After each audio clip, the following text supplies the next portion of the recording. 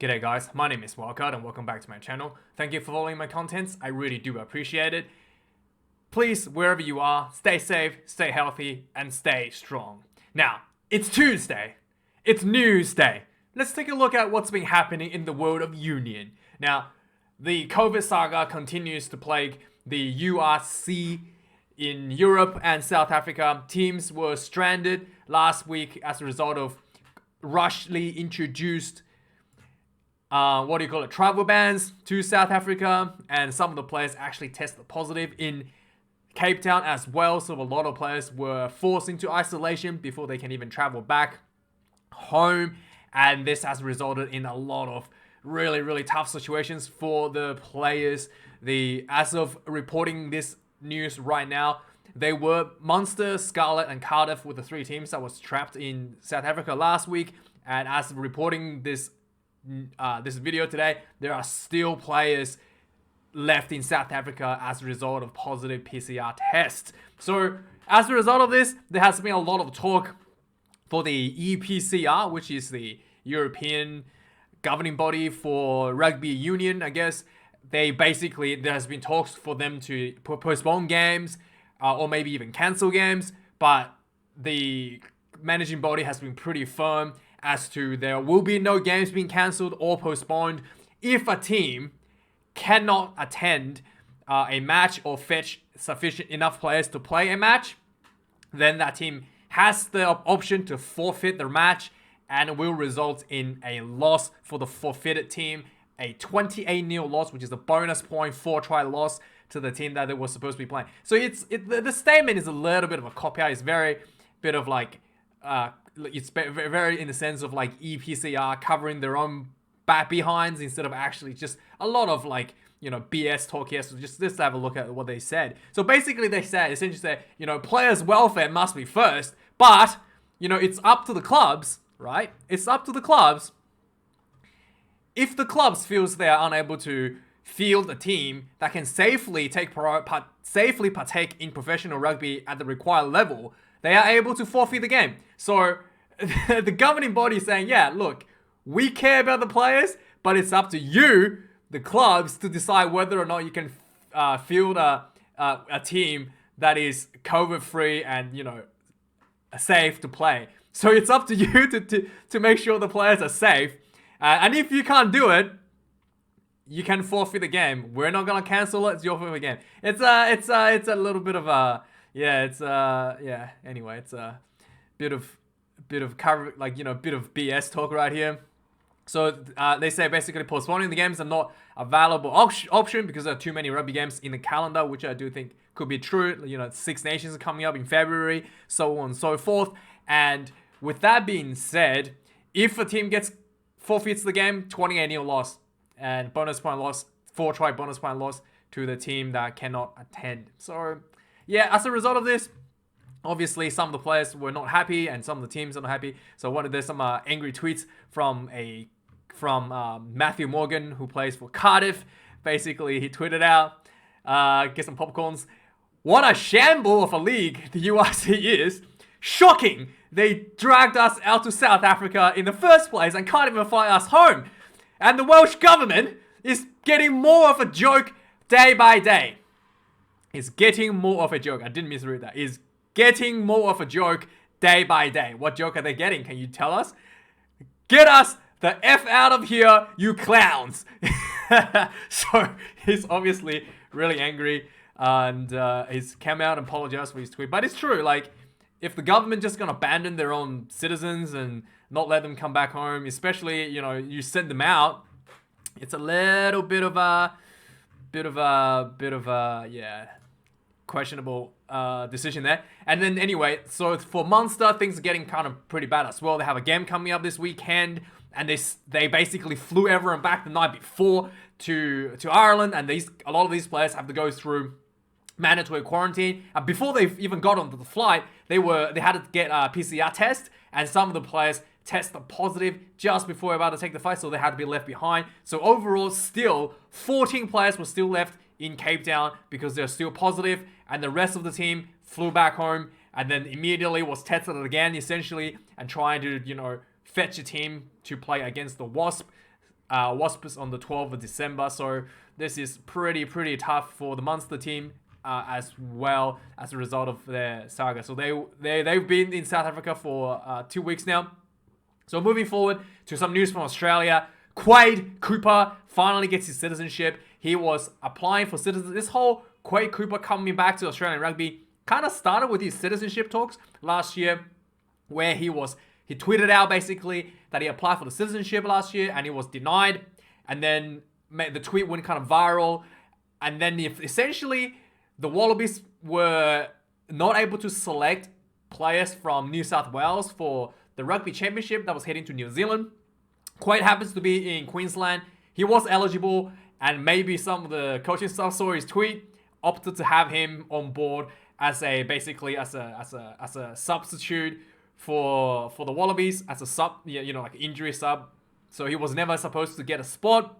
And then Lolosio had a terrible display against New Zealand, leading to Quade giving an opportunity to play against Springboks and led Australia to a 5-win streak. So then, as a result of his performance and such huge media attention to his citizenship being denied after, his spectacular performance with a lot of, support from the public, he's able to literally have the rules changed for him, and he's able to get his citizenship up through just recently. Essentially, he's took the citizenship test, which I actually don't understand what that is.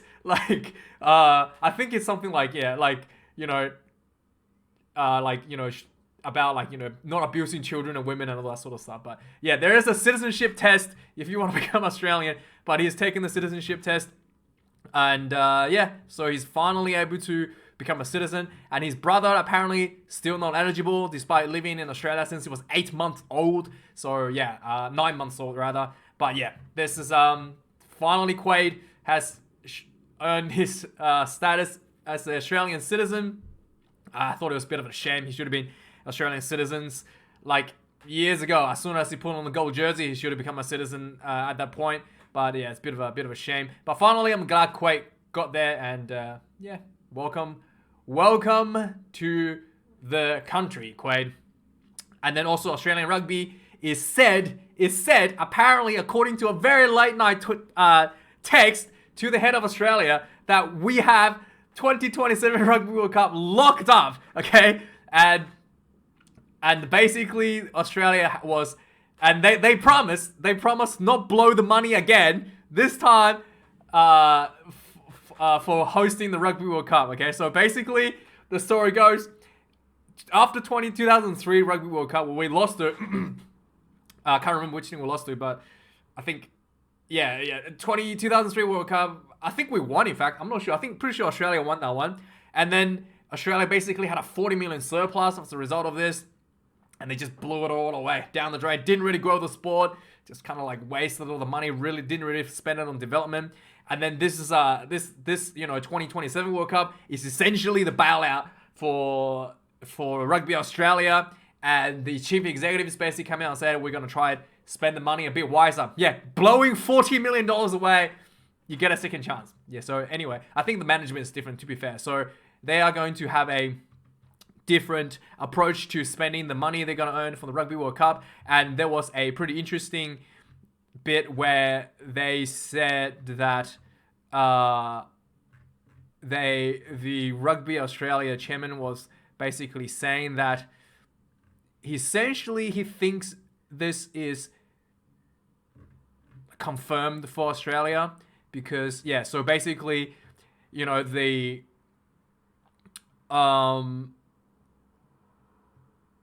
so the chief executive essentially he woke up with a text after midnight 12:15 a.m.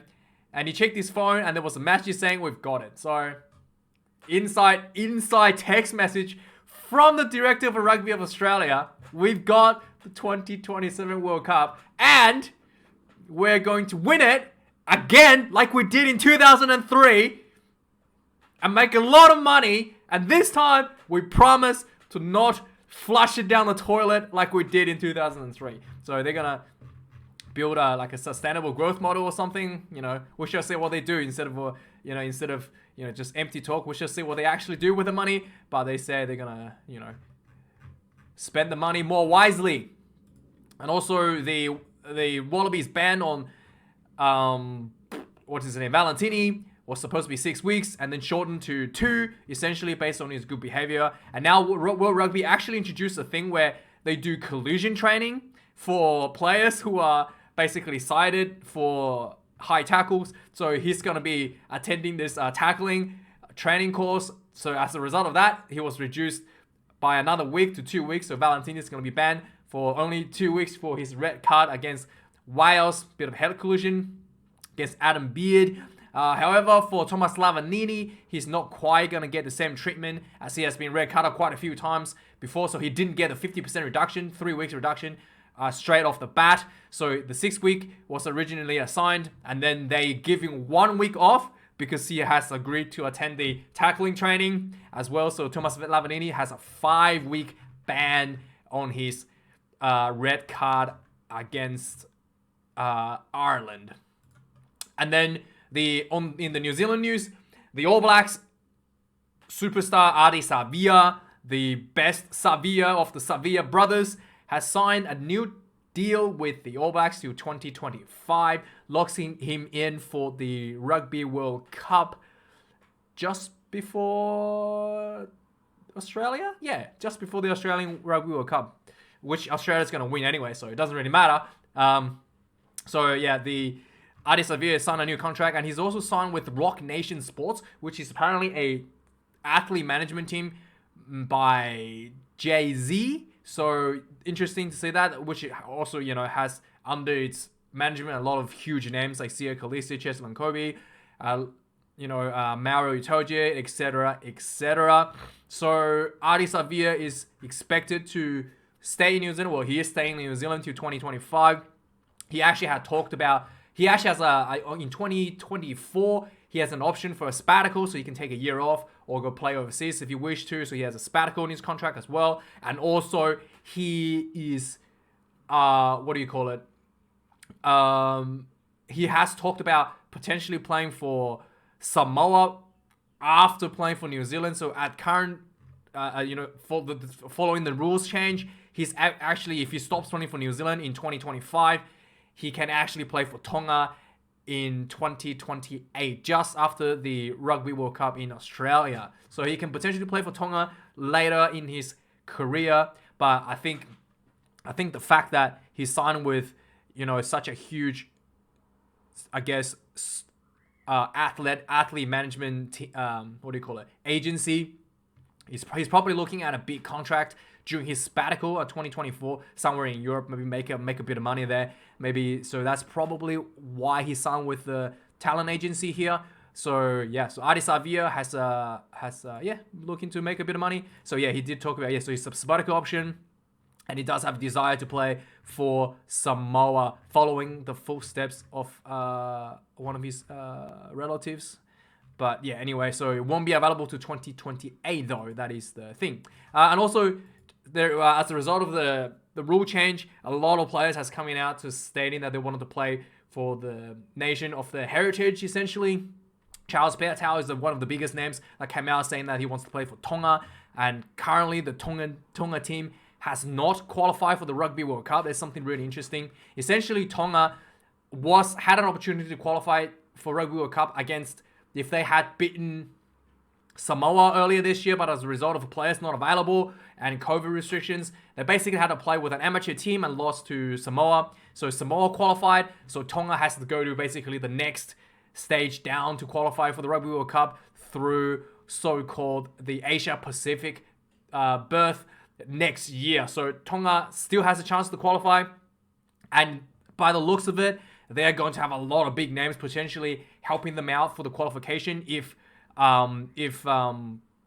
things goes to mine. So obviously Peatau could help them, and also Fafita, George Moala, and I think Israel Folau is one of the biggest names that was talked about as well. So with this Sekofi Kevpu was also a huge name. So Tonga actually had been out playing a lot of games this year despite their amateurish team, so has shown a lot of promise with a huge 4-pack. So Tonga would definitely want to look to qualify into the World Cup in 2023. And if they do get the huge names that is available to them, like Easy Falau, they will be in Pool B, the pool of death already, okay? Now, it's going to be the pool of absolute disaster, okay? Alongside of Springboks, Ireland, Scotland. Imagine the Tongan team in Pool B with Israel Folau, Sakobi Kefu, and Charles Piutau. Are you kidding me? This is gonna be the pool of absolute disaster. This has to be the biggest pool of death in the history of rugby ever, right? This will be insane, right? Imagine Ireland and Scotland potentially not even making out of the pool stage because of it. And Ireland also insane. Looking at probably winning the World Cup, we could potentially see Ireland or the Springboks. Scotland's chance of making out of the pool is already dismal. We could potentially see, Ireland or the Springboks not even making out of the pool stage because of Tonga's addition to the pool. It's insane. Insane. I can't wait to see Tonga getting qualified next year and having the big guns back in the team and tear it up, boys. Tear it up. And then next news, we'll have Dmac getting a sabbatical to Japan. And one of the key points here made is that he's going to be playing number 10. So Dmac wants to go back to his roots as a number 10 from high school. So having a bit of break. A bit of more news for New Zealand. New jersey kind of came out. Pre-order them. The Blues jersey is this one. By the way, Bowden, I am not buying another Blues jersey. I have a Hurricanes jersey. I'm not buying a Blues jersey, Bowden. You should re-sign and go back to Hurricanes because I am not buying a Blues jersey. And then we have the Crusaders jersey. Away with the grey. I don't really like the grey here. It looks a bit. Well, maybe it'll look better with the sponsorship on it. But maybe that's why this looks a bit lacking here. But I think if you get a sponsorship here, might look not too bad actually. This is the Chiefs jerseys. Looks pretty similar last year. I do like the patterns here. It looks a bit different. I'm not too big a fan of this one. That looks like someone's crayon scribbling down here. What the hell is this? And then the Hurricanes jersey, pretty standard. Julian Savea, always looking good in the yellow jersey. The away jersey looks quite nice too. I do like the Hurricanes jersey quite a bit. And this is the Highlanders jersey. For some reason, Highlanders have 3 jerseys. They have a red one and a green one. I thought the green one I thought looked pretty good from this year. This one is I don't know why it's more of a blue than green. If they just had made it all green like they did this year, maybe they didn't have to have the red one. But yeah, this is the Highlanders jersey. Did I say Hurricanes? Highlanders jersey for their home and away. Let me know what you think of the jerseys down below. Let me know which team you support. And let me know if you're going to buy any of these jerseys. Honestly, I think the Hurricane one is the only one that I really like. And a bit more news from New Zealand. The Black Ferns coach is being basically some allegation levied against him by some players for essentially bullying and not something that we want in the sport. Supposedly that he has been giving this girl, I apologize if I pronounce her name wrong, Ngata Arengamate. Essentially, he has been giving her a lot of negative talks, something like she doesn't be in the team, and so on and so forth. So just a bit of bullying. Yeah, it does not look good for the Black Ferns coach. Some news from South Africa. Some big names tested positive as a result of being in camp with the Barbarians. Duan Vermeulen is tested positive for being in the camp with the Barbarians, the game that was cancelled. And then more news from South Africa. Handré Pollard looking to getting a new contract next year with the Leinster Tigers. He's currently playing for Montpellier and is considered a done deal here that he will be going to Leinster next year. And interesting stuff. So Handré Pollard I think he was second highest or third highest earnings already in the world, so he could be potentially getting more money. And then we have the one of the big names, another big name for the Springbok team, Trevor Nyake, the big prop, big man. He is going to go from where did he go? I think he's going to France as well. He's currently playing for the Bulls, and he will be going to France to La Rochelle at the end of the season. And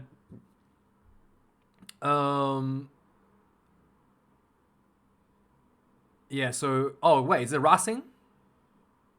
Oh yeah, sorry, he's going to Racing. Sorry, my bad. He's going to Racing, and they paid quite a lot of money, $310 to the Bulls for Niake to be transferred. So some good bit of money for a big man, and Niake is very impressive in that scrummaging, winning the Lions tour with his scrum dominance penalty in that second test. With was very impressive actually. So good to see him making some more money. And then with World Rugby Awards, we have finally, this last bit of news, that the try in the Six Nations with Damien Mackenzie was voted to be the try of the year, men's try of the year.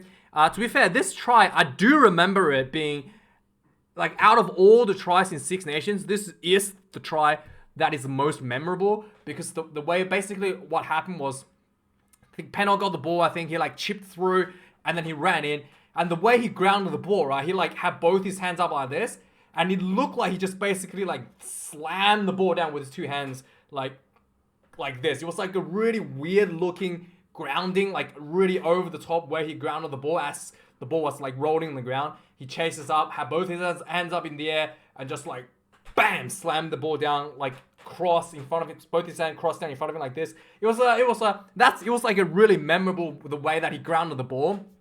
To me, I do remember this try, but that was a pretty spectacular try. I do think there could be other better tries that I've seen this year, especially out of the Rugby Championship. Some of the tries that New Zealand have scored, I thought for sure we won, right? Like some of the tries, like they literally scored tries against Australia, like 95 meter runs, like team tries.